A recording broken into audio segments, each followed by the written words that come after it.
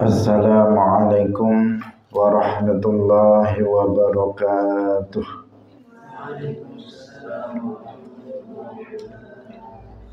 Alhamdulillahi rabbil alamin. Lahun ni'matu wa lahul fadlu wa lahul thana'ul hasan.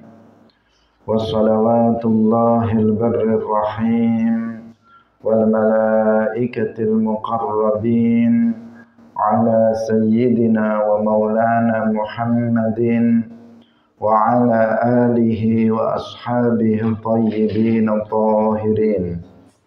Allahumma la sahla illa ma ja'altahu sahla wa anta taj'alul hazna idza syi'ta sahla.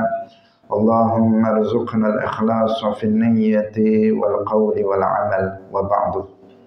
Ila nabiyil mustafa sallallahu alaihi wasallam wa ikhwanihi minal anbiya'i wal mursalin wa syuhada'i was salihin, khususan ila sultanil awliya Syekh Abdul Qadir Al-Jilani wa Syekh Ahmad Ar-Rifai wa Syekh Bahaidin Naqsyabandi wa Syekh Abdullah Al-Harari wa ila arwahi muassisi jam'iyyati Nahdlatul Ulama Syekh Muhammad Hashim Ash'ari wa Syekh Bisri Sansuri wa Syekh Abdul Wahab Hasbuwah wa ila arwahi jami'i ahli al-qubur minal muslimin wal muslimat. Al-Fatihah. A'udzu billahi minasy syaithanir rajim. Bismillahirrahmanirrahim. Alhamdulillahi rabbil alamin. Ar-Rahmanir Rahim. Maliki yaumiddin. Iyyaka na'budu wa iyyaka nasta'in. Ihdinas siratal mustaqim. Siratal ladzina an'amta 'alaihim ghairil maghdubi 'alaihim waladdallin. Amin. Hadirin hadirat kaum muslimin muslimat pemirsa Malu TV rahimakumullah. Alhamdulillah, kita bersyukur kepada Allah Subhanahu wa taala pada pagi hari ini. Allah Subhanahu wa taala masih melimpahkan nikmat-nikmatnya kepada kita semuanya, terutama nikmat taufik, karena dengan taufiknya lah pada pagi hari ini kita kembali bisa melanjutkan pengajian kita, ngaji kitab Mukhtasar Ibn Abi Jamrah. Semoga Allah Subhanahu wa taala memberikan keistiqomahan kepada kita semuanya. Amin ya rabbal alamin. Salawat dan salam semoga tetap terlimpahkan kepada Nabi Agung Nabi Muhammad sallallahu alaihi wasallam, para sahabatnya, keluarganya, serta seluruh umat Islam yang mengikuti beliau ila yaumil qiyamah. Mari kita ikhlaskan niat kita masing-masing, kita ngaji lillahi ta'ala. Hadis nomor 231. An Uqbah bin Amir radhiyallahu anhu qala uhdiya li Rasulillahi farruju haririn falabisahu thumma shalla fihi thumma ansarafa fanaza'ahu naz'an shadidan kalkarihi lahu thumma qala la yanbaghi hadha lil muttaqin. An Uqbah bin Amir, saking Uqbah ibni Amir radhiyallahu anhu, qala wasdawuh sapa Uqbah, uhdiya dan paringi hadiah li Rasulillahi kanggo Rasulillah sallallahu alaihi wasallam apa farruju haririn, jubah kang teka sutra, Falabisahu nuli nganggo sapa Kanjeng Nabi ing farruju haririn. Tsumma shalla nuli salat sapa Kanjeng Nabi fihi ing dalem farruju haririn. Tsumma sarafa nuli bubar sapa wis bubaran sapa Kanjeng Nabi saking salate. Fanaza'ahu nuli nyopot sapa Kanjeng Nabi ing farruju haririn. Naz'an kelawan nyopot syadidan kang banget. Kalkarihi kaya wong kang sengit lahu maring farruju haririn. Tsumma qala nuli dawuh sapa Kanjeng Nabi, la yambaghi ora sayukya apa hadza iki farruju haririn lil muttaqina ketuwe pira-pira wong kang takwa. Hadirin rahimakumullah, hadis ini menjelaskan kepada kita tentang haramnya seorang laki-laki mengenakan pakaian yang terbuat dari sutra. Diriwayatkan dari Uqbah ibn Amir radhiyallahu anhu bahwasanya Rasulullah sallallahu alaihi wasallam itu diberikan hadiah pakaian yang terbuat dari harir. Farruj itu ya pakaian dengan jenis tertentu, ya, semacam jubah yang bagian belakangnya itu terbuka. Yang pakaian itu terbuat dari sutra.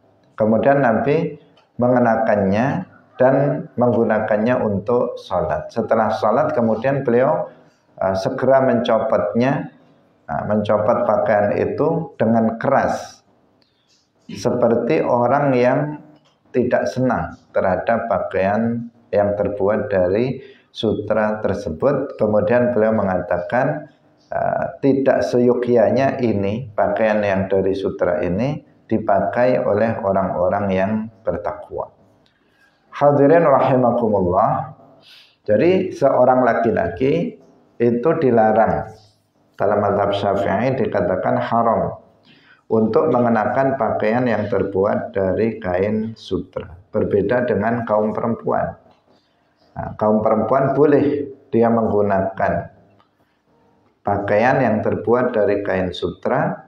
Boleh juga bagi perempuan untuk menggunakan perhiasan emas. Sedangkan laki-laki keduanya tidak diperbolehkan. Pakaian yang terbuat dari kain sutra haram dikenakan oleh seorang laki-laki. Demikian juga menggunakan perhiasan emas juga haram bagi laki-laki.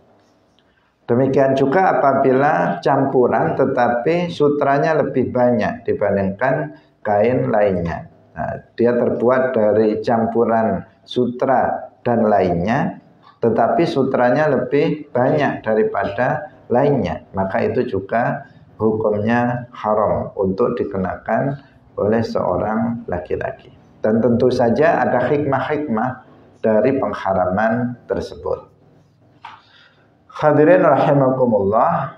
Jadi Nabi SAW sempat memakainya, kemudian beliau melepaskannya seraya beliau bersabda, la yambaghi hadza lil muttaqin. Pakaian seperti ini, pakaian yang terbuat dari sutra seperti ini, itu tidak layak untuk dikenakan oleh orang-orang yang bertakwa. Artinya orang yang bertakwa, orang soleh tidak layak untuk menggunakan kain sutra.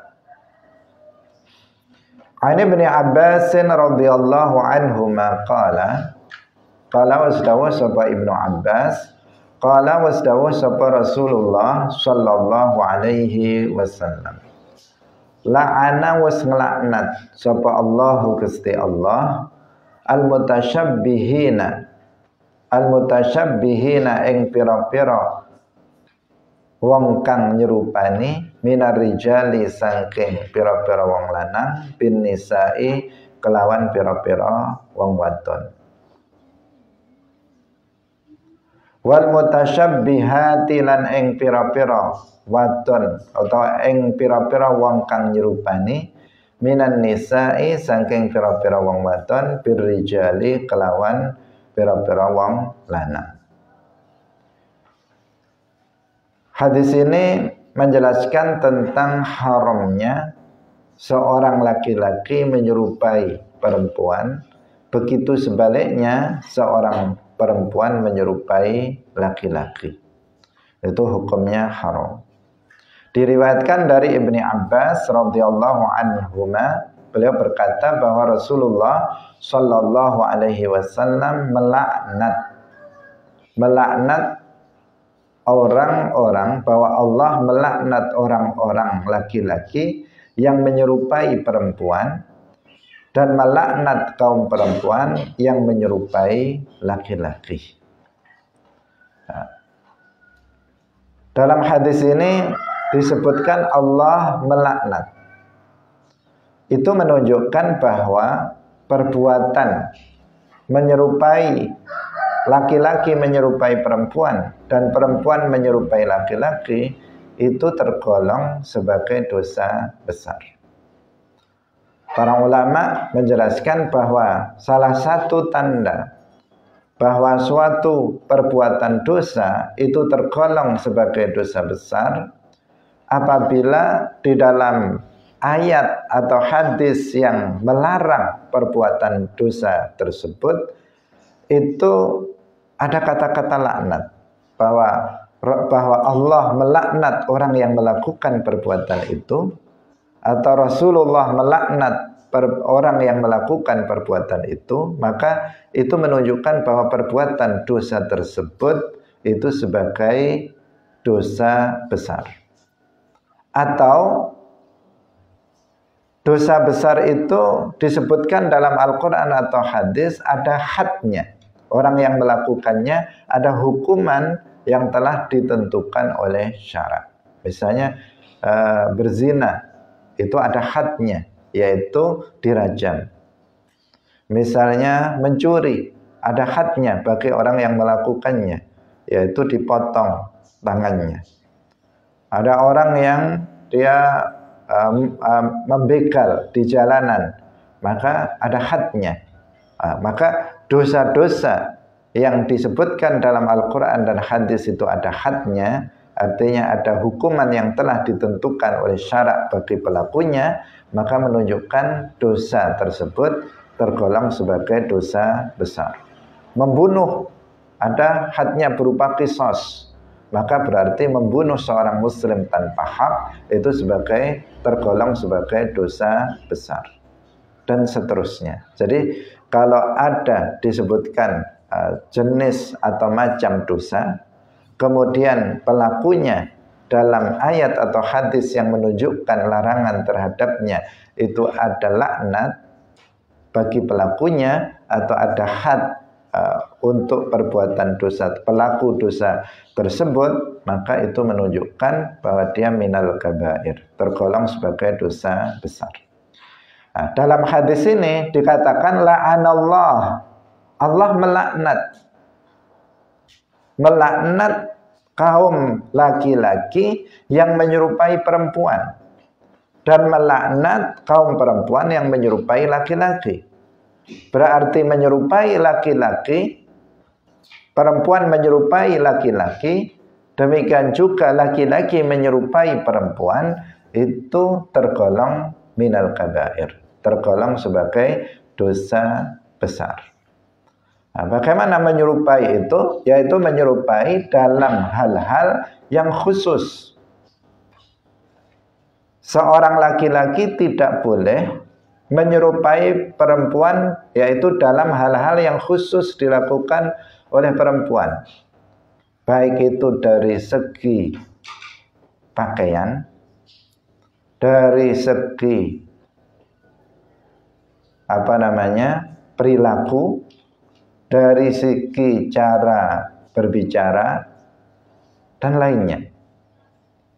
Nah, yang itu khas bagi seorang perempuan. Misalnya seorang perempuan khasnya itu dari sisi pakaian, misalnya pakai daster, itu kan khas untuk perempuan. Atau pakai rok, nah, pakai rok itu khas untuk perempuan. Nggak ada laki-laki yang pakai rok, nggak ada laki-laki yang pakai daster. Kok kemudian ada seorang laki-laki dia pakai daster atau pakai pakai rok, maka berarti dia telah melakukan tasyabbuh bin nisa, dia telah menyerupai perempuan. Atau dia seorang laki-laki, dia mengenakan BH misalnya, dia laki-laki tapi pakai itu, dia berarti apa? Itu kan khas untuk perempuan. Atau bahkan termasuk misalnya celana dalam perempuan kan khas, beda dengan celana dalam laki-laki. Meskipun nggak kelihatan, tapi kalau ada seorang laki-laki, dia justru beli pakaian celana dalamnya perempuan misalnya untuk dia pakai, maka berarti dia menyerupai perempuan, hukumnya haram. Nah, jadi nggak harus terlihat serupa dengan perempuan, meskipun nggak terlihat, tetapi misalnya kaos dalam perempuan kan beda dengan kaos dalam laki-laki. Nah, kalau ada seorang perempuan kemudian seorang laki-laki memakai kaos dalam khas perempuan, maka itu hukumnya haram. Bahkan termasuk sandal laki-laki dengan sandal perempuan beda. Kalau ada seorang laki-laki menggunakan sandal perempuan, itu juga termasuk menyerupai seorang perempuan. Nah, harus waspada. Ada yang itu memang pakaian-pakaian yang khusus untuk perempuan. Janganlah seorang laki-laki mengenakan pakaian-pakaian yang khusus bagi perempuan. Misalnya cara bicaranya seorang laki-laki dengan seorang perempuan kan beda. Kalau ada laki-laki misalnya kemenyek kalau ngomong misalnya kayak perempuan, nah, maka itu berarti dia kan ada laki-laki tapi kalau ngomong kayak perempuan, dibuat seperti banci itu, mereka kayak perempuan kalau ngomong. Nah, ini juga hukumnya haram. Atau dalam hal berjalannya mekel kayak perempuan misalnya, maka itu juga diharamkan, menyerupai perempuan, hukumnya haram. Demikian juga kebalikannya seorang perempuan tidak boleh menyerupai kaum laki-laki dari sisi pakaian laki-laki. Kita lihat pakaian laki-laki itu beda dengan pakaian perempuan. Nggak boleh perempuan memakai pakaian yang khas laki-laki, kopiah yang khas untuk laki-laki, nggak boleh dipakai perempuan. Kemudian misalnya sarung yang khas untuk laki-laki, nggak boleh dipakai perempuan. Celana yang khas untuk laki-laki, nggak boleh dipakai oleh perempuan. Sandal yang khas untuk laki-laki, nggak boleh dipakai oleh perempuan. Jadi pakaian yang itu khusus untuk laki-laki, nggak boleh perempuan yang mengenakannya. Karena banyak perempuan yang istilahnya tomboy. Dia perempuan tapi kayak laki-laki. Potongan rambutnya kayak laki-laki, pakaiannya pakaian laki-laki dia pakai, itu hukumnya juga haram. Nah, jadi tetapi kalau pakaian itu dipakai memang dari awalnya dipakai oleh laki-laki dan juga oleh perempuan. Kaum perempuan mengenakannya, kaum laki-laki juga mengenakannya. Maka itu berarti boleh dipakai oleh keduanya. Misalnya sandal jepit dipakai oleh laki-laki juga perempuan, maka keduanya boleh memakainya.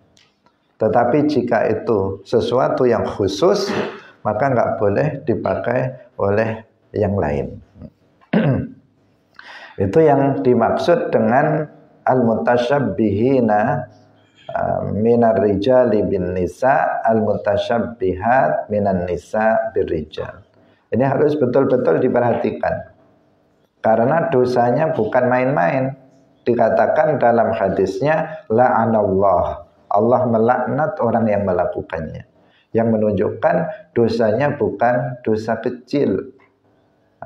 Meskipun seandainya dosa kecil pun kita juga tidak boleh meremehkannya. Tetapi ini adalah dosa besar. Lebih-lebih kita tidak boleh meremehkan dosa ini dan jangan kita melakukan perbuatan tersebut. Ya, kalau perempuan ya perempuan lah. Kalau laki-laki ya laki-laki. Jangan pengen laki-laki pengen jadi perempuan atau perempuan pengen jadi laki-laki. Maka banyak kaum laki-laki yang kemudian dia menjadi banci atau menjadi istilahnya bencong misalnya. Dia kemudian justru ada sebagian yang merubah alat kelaminnya. Dia laki-laki kemudian dirubah alat kelaminnya karena dia memang katanya di dalamnya ini perempuan kata dia. Jadi naluri keperempuanannya itu lebih besar, hanya saja alat kelaminnya saja yang laki-laki. Padahal jiwanya jiwa perempuan. Itu perasaan dia. Tapi sebenarnya ya tidak. Allah Subhanahu wa taala itu maha bijaksana. Allah Subhanahu wa taala itu hakim. Tidak mungkin Allah Subhanahu wa taala itu kemudian salah. Artinya salah dalam menciptakan, misalnya diciptakan fisiknya laki-laki tetapi jiwanya perempuan, atau jiwanya laki-laki tapi fisiknya dibuat perempuan misalnya, enggak. Tetapi itu sebuah kelainan yang semestinya seseorang itu melawannya. Kalau dia paham terhadap agama, maka semestinya dia melawannya. Terkadang itu kan dilatar belakangi oleh pendidikan awal. Misalnya kalau seorang laki-laki kemudian dari kecil misalnya dididik oleh orang tuanya anak laki-laki. Mungkin orang tuanya karena dia pengen punya anak perempuan ternyata laki-laki, kemudian oleh orang tuanya dibelikan gelang emas padahal dia laki-laki. Kemudian diperlakukan layaknya seorang anak perempuan. Akhirnya tumbuh kayak perempuan. Ada juga yang sebaliknya. Bapaknya pengen punya anak laki-laki, ternyata lahir perempuan. Akhirnya dididik kayak anak laki-laki. Akhirnya jadi tomboy. Kan jadi dari pendidikan, dari lingkungan kemudian terbentuk seperti itu. Ketika anak itu di saat dewasa dia tidak melawannya, maka bisa terjadi tadi itu, jadi bencong atau tomboy. Ketika nggak melawannya, akhirnya benar-benar dia kemudian merasa nyaman dengan menjadi banci atau tomboy tersebut.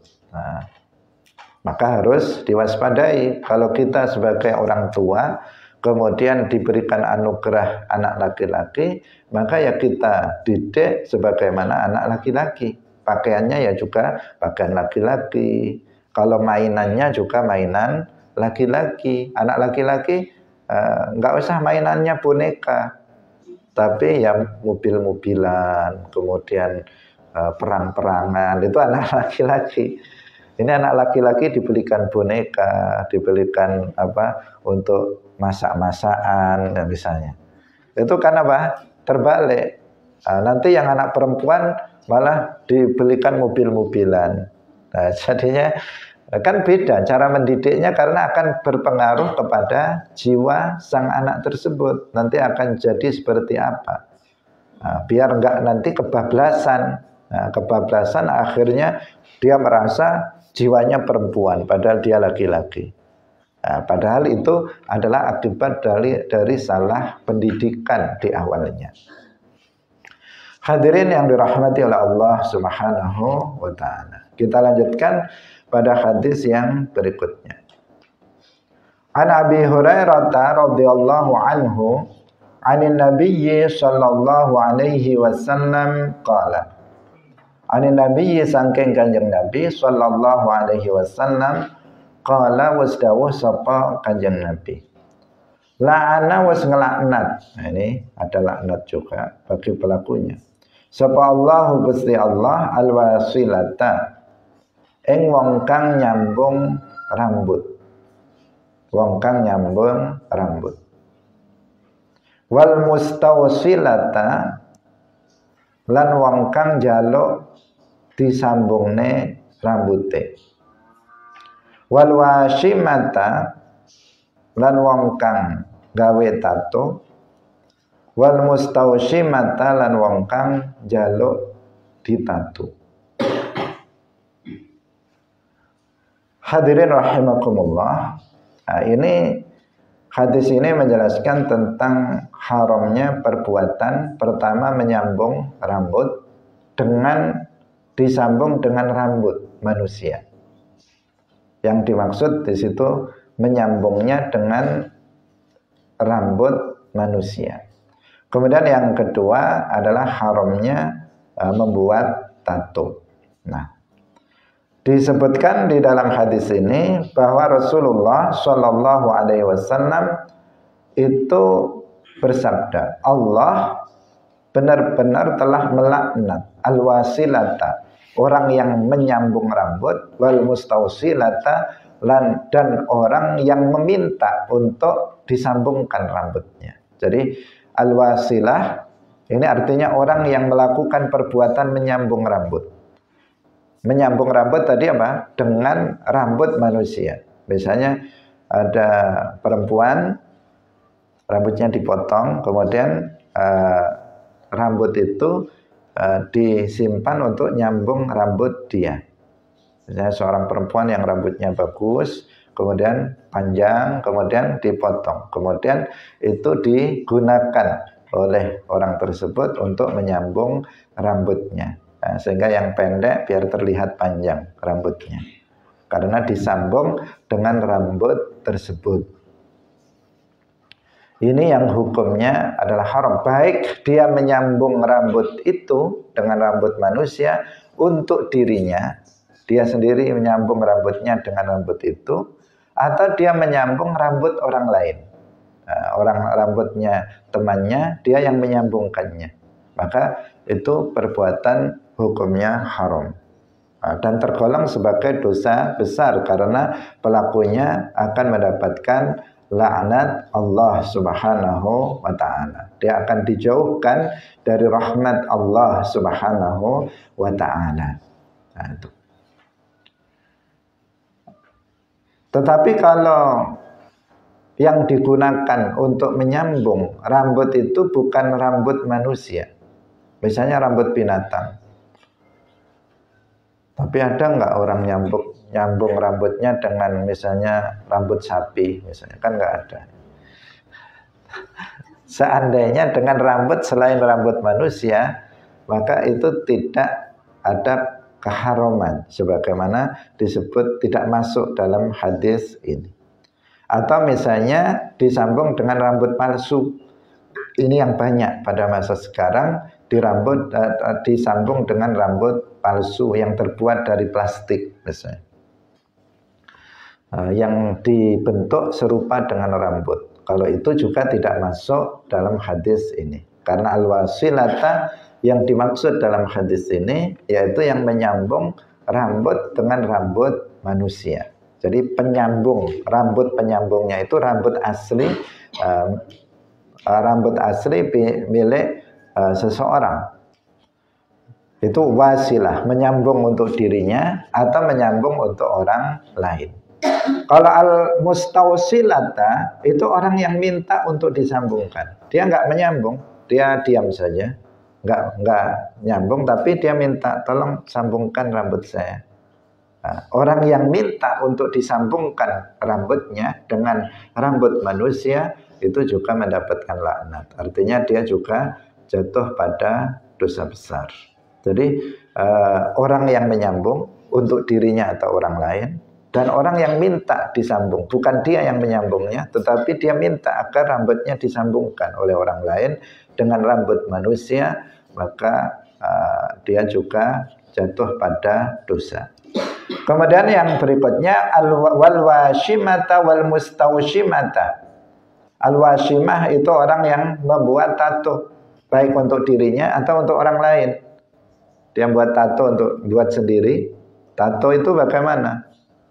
Tato itu biasanya membuatnya dengan misalnya ditusuk-tusuk dengan jarum sampai keluar darah. Nah, ditusuk-tusuk dengan jarum sesuai dengan keinginannya. Dibuat bentuk apa? Dibuat gambar-gambar dalam bentuk apa? Kemudian setelah keluar darahnya, kemudian dikasih semacam bubuk tinta. Setelah itu maka akan menjadi biru misalnya atau semacamnya sesuai dengan warna yang dikehendaki. Kemudian setelah itu nanti dia akan meresap ke dalam dan jadilah tato. Nah, secara detail kita nggak tahu tentang bagaimana prosesnya, tetapi itulah yang disebut tato. Nah, jadi hukum tato ini adalah haram. Orang yang membuat tato baik untuk dirinya sendiri atau untuk orang lain, dia nggak bertatuan, bersih badannya dari tato, tetapi dia profesinya adalah membuat tato orang, maka itu hukumnya dia berdosa. Jadi meskipun dia nggak bertato, tetapi dia tukang pekerjaannya membuat tato pada badan orang lain. Atau wal mustaushimata, orang yang minta ditatokan, dia nggak membuat, dia bukan dia yang mengerjakan, tetapi dia minta orang lain untuk mentato badan dirinya, maka itu juga tergolong sebagai minal kabair, tergolong sebagai dosa besar. Harus diwaspadai. Sekarang banyak sekali ini tato ini banyak sekali dilakukan oleh banyak orang, terutama kaum muda itu banyak yang bertato.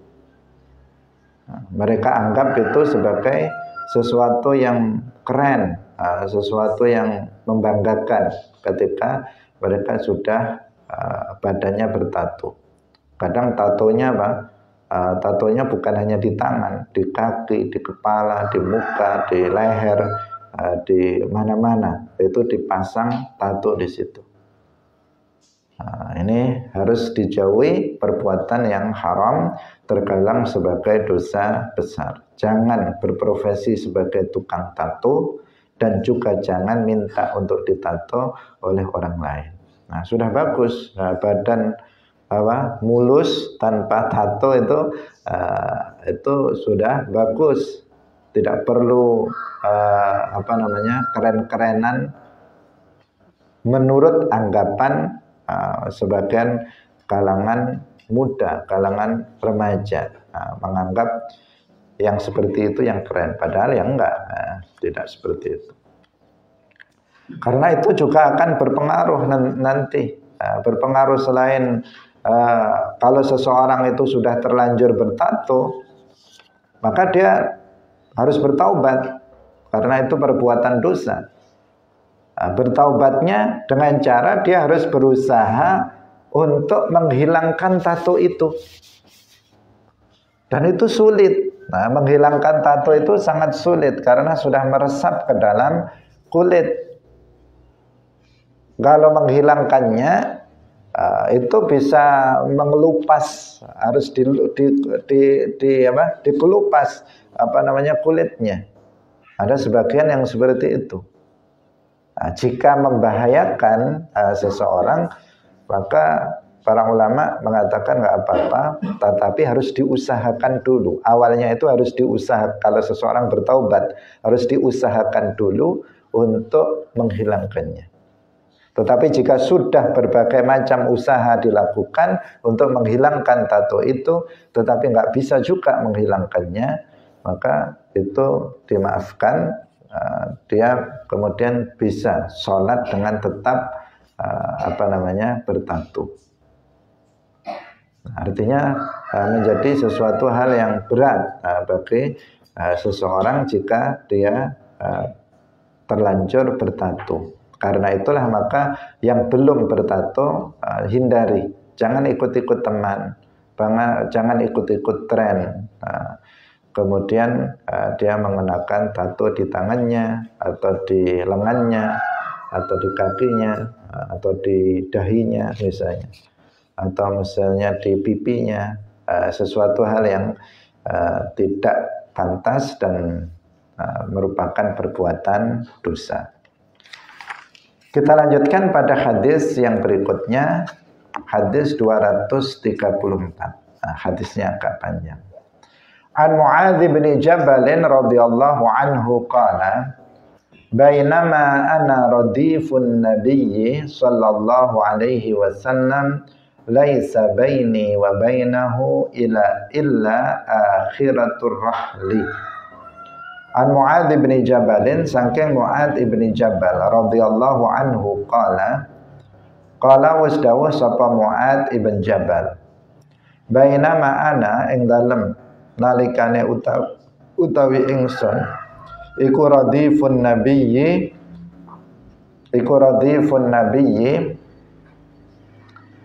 wong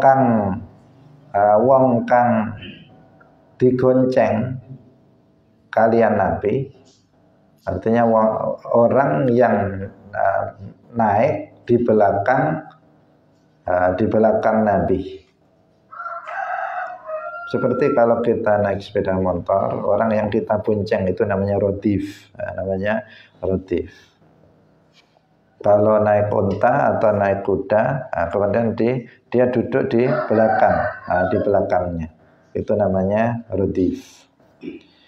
Radifun nabiyyi sallallahu alaihi wasallam laisa baini, ora ana iku ing dalam antarane ingsun wa bainahu lan ing dalam antarane Kanjeng Nabi illa akhiratur rahli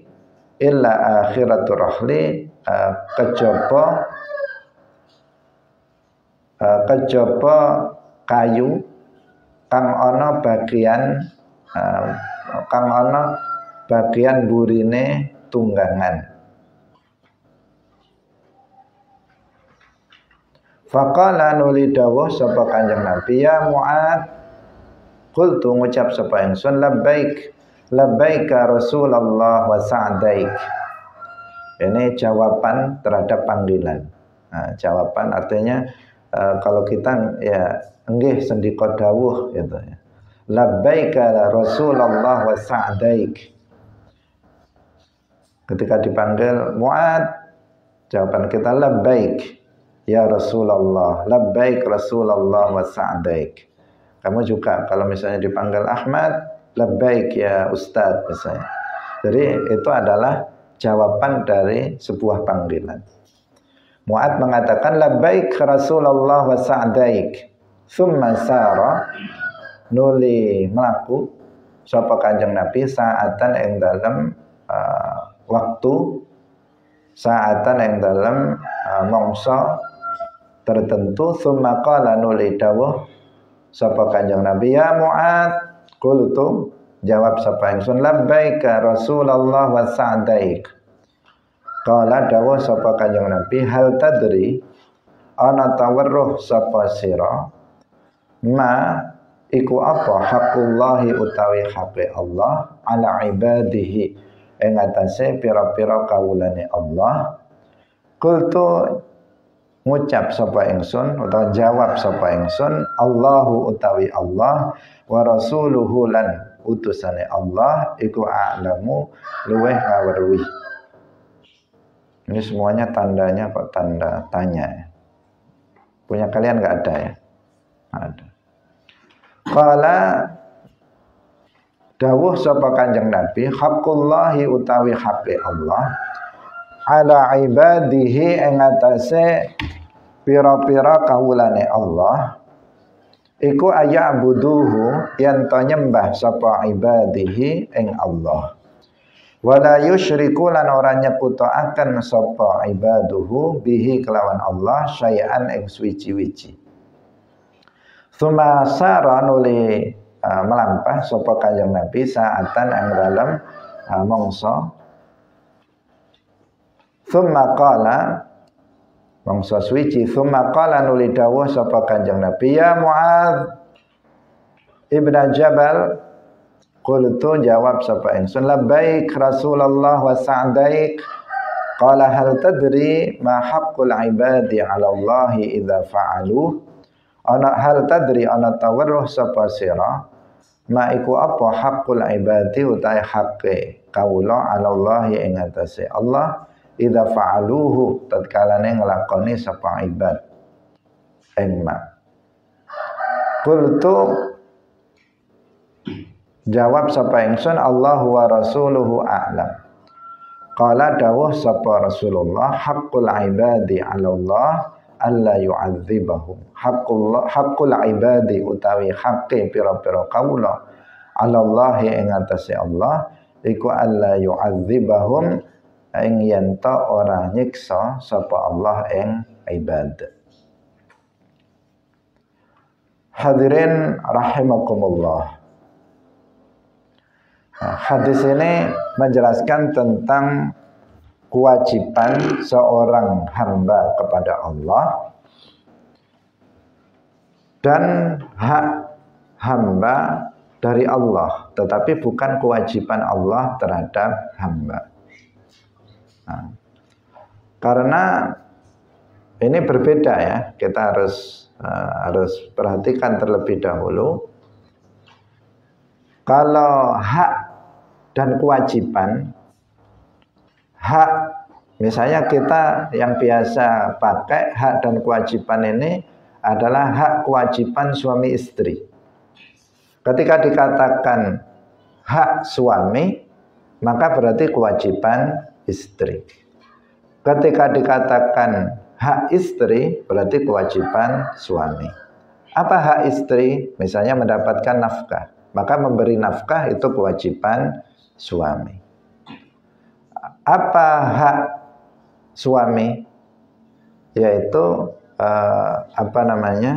misalnya ditaati oleh istrinya, maka mentaati suami itu kewajiban bagi istri. Bisa difahami? Jadi hak suami artinya kewajiban istri terhadap suami. Hak istri artinya kewajiban suami terhadap istrinya. Paham? Itu kalau untuk makhluk, untuk makhluk. Nah, sekarang ketika dikatakan hak Allah atas para hambanya, maka ini adalah kewajiban para hamba kepada Allah. Tetapi ketika dikatakan hak para hamba atas Allah, artinya bukan kewajiban Allah kepada hamba. Kenapa? Karena Allah Subhanahu wa ta'ala itu pencipta alam semesta ini, nggak ada yang mewajibkan Allah untuk melakukan perbuatan tertentu, nggak ada juga yang melarang Allah untuk melakukan suatu perbuatan tertentu.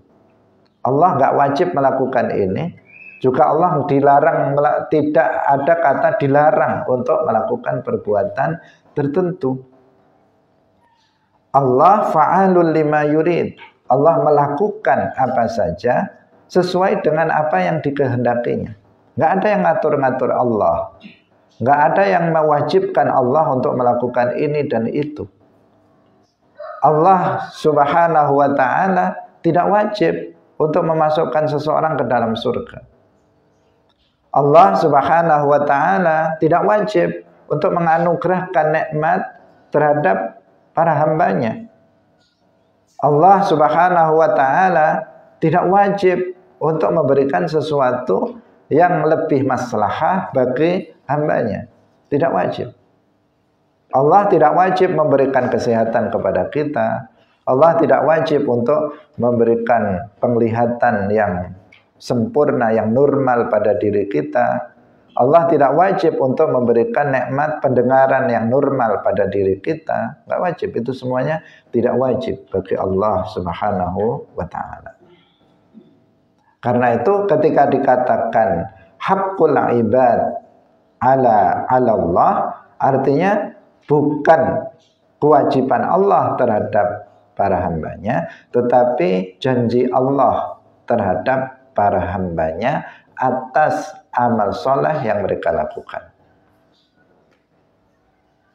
Paham? Jadi artinya apa? Janji Allah terhadap para hambanya atas amal soleh yang mereka lakukan. Dan Allah Subhanahu wa ta'ala la yukhliful mi'ad. Allah Subhanahu wa ta'ala itu tidak menulayai janjinya. Nah, itu istilah yang penting untuk kita jelaskan agar nanti tidak disamakan tentang hak kewajiban dengan sesama makhluk. Nggak sama. Seperti yang tadi kita beri pendekatan agar paham tentang hak dan kewajiban suami istri. Itu beda dengan di sini hak kewajiban Allah dan para hambanya itu beda. Ketika dikatakan hak para hamba itu bukan kewajiban bagi Allah Subhanahu wa ta'ala. Tapi kalau hak Allah atas hamba, maka itu kewajiban hamba kepada Allah Subhanahu wa ta'ala. Tapi kalau hak hamba itu bukan kewajiban Allah, tetapi itu adalah janji Allah terhadap para hambanya yang Allah pasti menepatinya.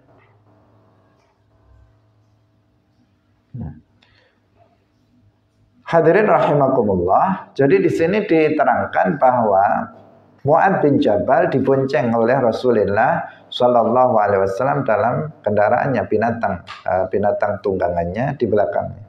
Beliau mengatakan, di belakang saya nggak ada di antara saya dan Rasulullah kecuali kayu di belakang yang untuk sandaran. Artinya nggak ada orang lain, yang menunjukkan saya cuma berdua dengan Nabi, nggak ada orang lain. Itu menunjukkan bahwa Mu'ad bin Jabal orang yang dekat dengan Rasulullah Shallallahu Alaihi Wasallam, sangat dekat, dibonceng di belakangnya, nggak ada orang lain lagi selain beliau dan Rasulullah Shallallahu Alaihi Wasallam. Sayyiduna Mu'ad bin Jabal ingin menunjukkan bahwa beliau sangat dekat dengan Rasulullah Shallallahu Alaihi Wasallam ketika mengendarai binatang tunggangan di saat itu. Dan Rasulullah memanggil beberapa kali, ya Mu'ad. Kemudian dijawab, labbaik Rasulullah wa sa'daik. Kemudian berjalan, dipanggil lagi, ya Mu'ad, labbaik Rasulullah wa sa'daik. Kemudian Rasulullah bertanya bukan untuk ingin tahu, tetapi untuk memastikan kepada Mu'ad bin Jabal. Hal tadri ma haqqullahi ala ibadihi? Wahai Mu'ad, apakah kamu tahu apa hak Allah atas para hambanya? Artinya, apa kewajiban para hamba kepada Allah? Kemudian Mu'ad bin Jabal mengatakan, Allah wa rasuluhu a'lam. Allah dan Rasulnya yang lebih tahu.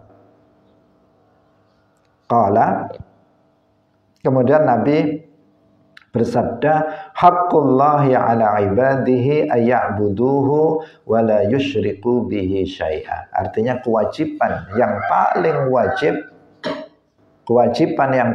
wajib dilakukan oleh seorang hamba kepada Allah adalah seorang hamba dia beribadah kepada Allah, hanya beribadah kepada Allah dan tidak menyekutukannya dengan sesuatu pun selainnya. Artinya tidak beribadah kepada selain Allah bersama menyembah Allah. Tidak kemudian seseorang menyembah Allah, kemudian dia juga menyembah selain Allah. Ada orang yang begitu. Artinya dia mensekutukan Allah dengan sesuatu selainnya. Dia beribadah kepada Allah, tetapi juga beribadah kepada iblis. Dia beribadah kepada Allah, tetapi dia juga menyembah matahari. Dia beribadah kepada Allah, tetapi dia juga menyembah api misalnya. Maka orang seperti ini dia musyrik, berarti dia telah meninggalkan kewajiban yang paling utama bagi seorang hamba kepada Allah, yaitu hanya beribadah kepadanya dan tidak mensekutukannya dengan sesuatu apapun dari makhluknya. Nah, ini haqqullah 'alal ibad, yang paling agung.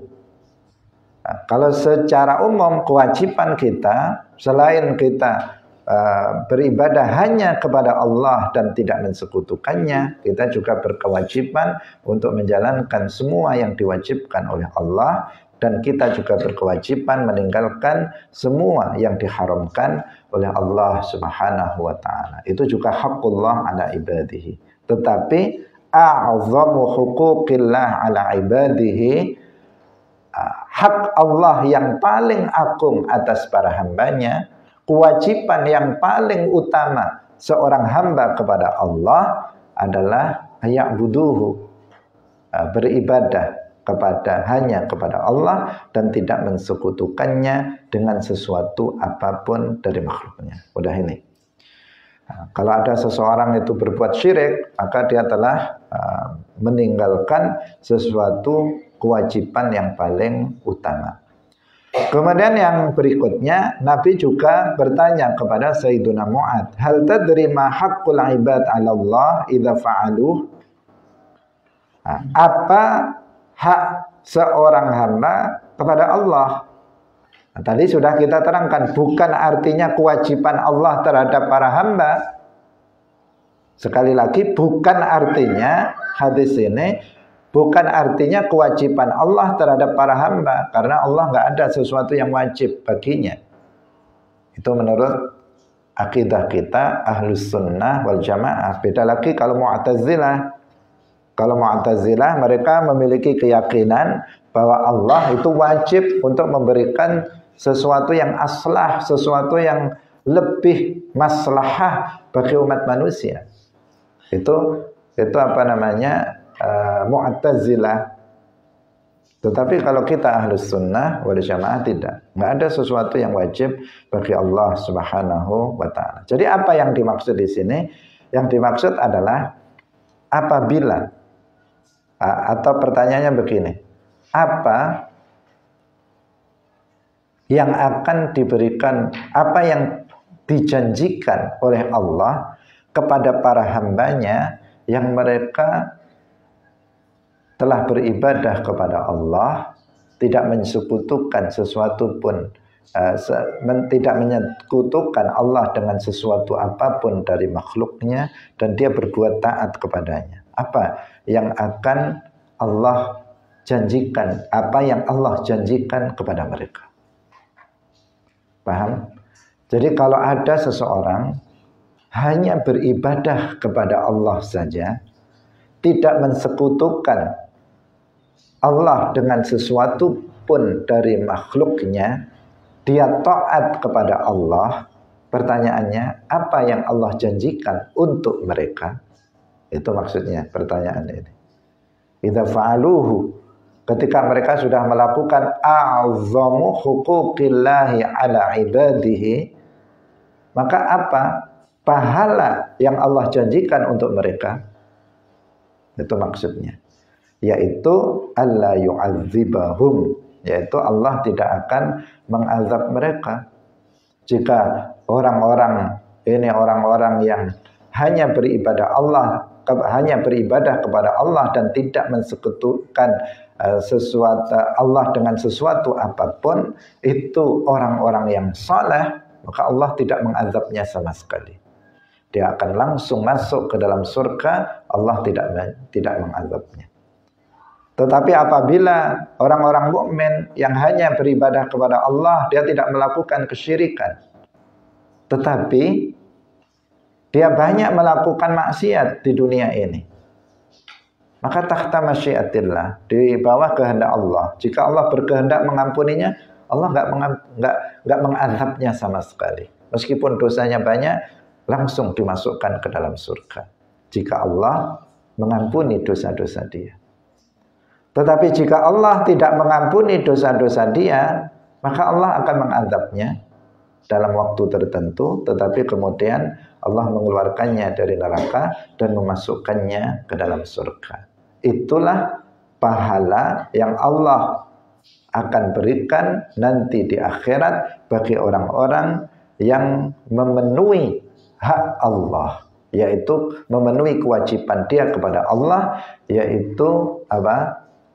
Ibadatuhu, beribadah hanya kepadanya dan tidak melakukan kesyirikan. Hadirin rahimakumullah, demikian pengajian kita pada pagi hari ini, semoga bermanfaat bagi kita semuanya. Barakallahu fikum wallahu muwaffiq ila aqwamit thoriq. Wassalamualaikum warahmatullahi wabarakatuh.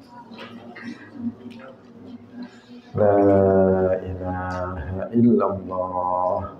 Allahumma salli ala sayyidina Muhammad wa ala alihi wa sahbihi wa sallim. Rabbi ghfirli wa liwalidayya wa lil mu'minina wal mu'minat.